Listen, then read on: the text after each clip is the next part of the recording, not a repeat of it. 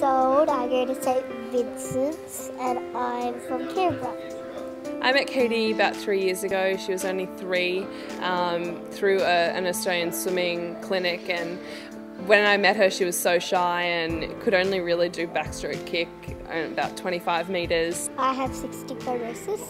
Cystic fibrosis is an inherited genetic disorder that attacks the lungs and digestion of those people that have it. I was really interested in cystic fibrosis and just her progress. It's a disease where it's hard for you to breathe, and you have, when you eat, your food doesn't digest, and you have to have some special type of tablets that are called enzymes. It means basically they're unable to digest proteins, fats and oils, so we have to take management steps to make sure that Kate is able to digest proteins, fats and oils, and that's done through digestive enzymes, pre-digested vitamins and supplementation of a whole range of other vitamins. You have to have them before everything you eat except fruit.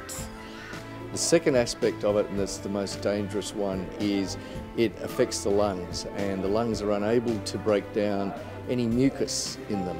So we have to have constant physiotherapy on a daily basis. From meeting her then, I just automatically had this great fascination of her, and just she seemed so above her age. I thought that she was a lot more mature than a 3-year-old. I remember being asked this very same question about what it was like for Kate. When she was 3 years old, she was taking 5,000 tablets a year.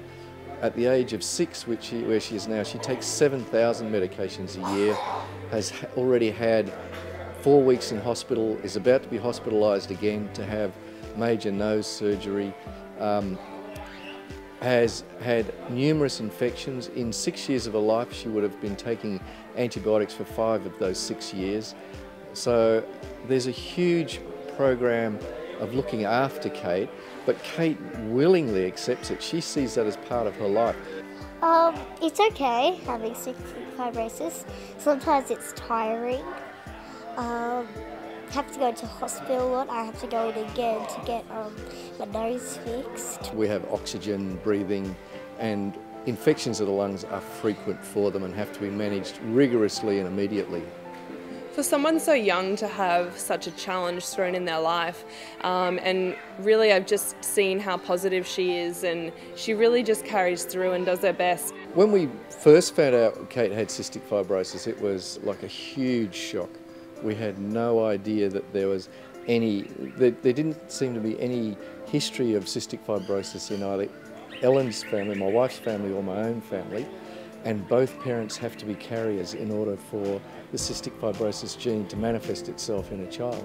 I'm inspired by what she does, and I think that it's fantastic that we can sort of learn from each other and help each other along. And we got the call to say that she had cystic fibrosis, and we did what the doctor told us not to do, which was to go on the web and look at cystic fibrosis, and absolutely terrified ourselves. And the next day treatment started for Kate with digestive enzymes, and her turnaround was immediate. She was suddenly able to digest food, absorb protein and start to grow. So from there we knew that with care Kate was going to be all right, but it was going to be a program of maintenance, and we've learnt a whole lot more as we've gone along as to how we care for her. So we've gone from planning the funeral to planning a huge future for her. Now seeing her, and she's 6, and she's just matured so much, and she told me that she just won the 50 freestyle, and she's really progressed with her swimming, and she's really enjoying it. It's not something we've ever discussed with Kate,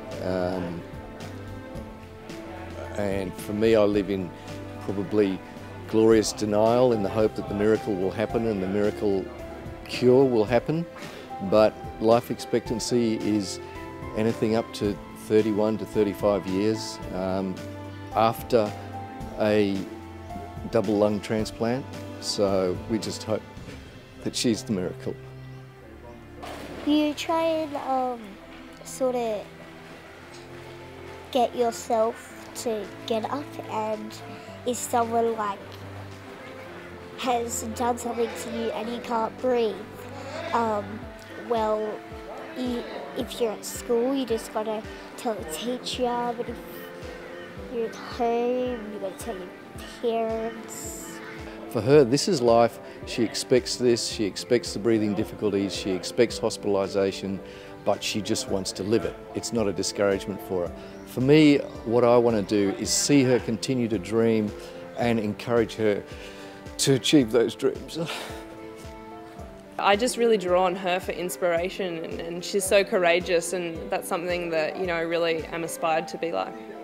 Cystic fibrosis is an incurable disease, so for all of us parents and the sufferers, we're searching for a cure. So what we ask everybody to do is get involved by going to the Cystic Fibrosis website, going to the local state branch of Cystic Fibrosis, join in the fundraising, sponsor people in the Great Strides Walk, buy produce in the 65 Roses Day that we run to raise awareness for cystic fibrosis, and just help us with the whole journey, the whole progress of finding a cure.